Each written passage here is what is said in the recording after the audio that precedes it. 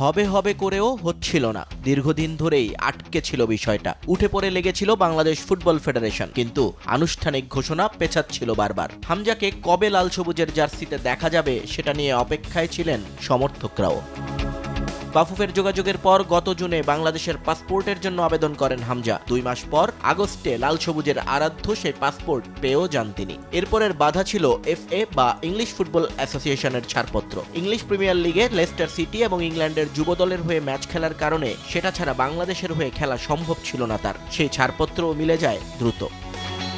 কিন্তু সবকিছু আটকে যায় ফিফার ফুটবল ট্রাইব্যুনাল প্লেয়ার স্ট্যাটাস চেম্বারে। অবশেষে দীর্ঘ 2 মাস পর ফিফা থেকে সুসংবাদ পেল বাফুফে। লাল সবুজের জার্সিতে বাংলাদেশ জাতীয় ফুটবল দলে খেলার ছাড়পত্র দেয়া হলো ডিফেন্সিভ মিডফিল্ডার হামজা দেওয়ান চৌধুরীকে। অর্থাৎ আজ থেকে বাংলাদেশি বংশোদ্ভূত নয়, হামজা দেওয়ান চৌধুরী আনুষ্ঠানিকভাবে Bangladeshi.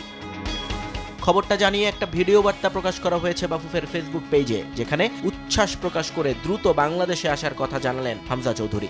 Hi everyone, it's Hamza here. I'm so happy everything's over the line. I can't wait to be playing for Bangladesh and hopefully see you guys soon. Bye.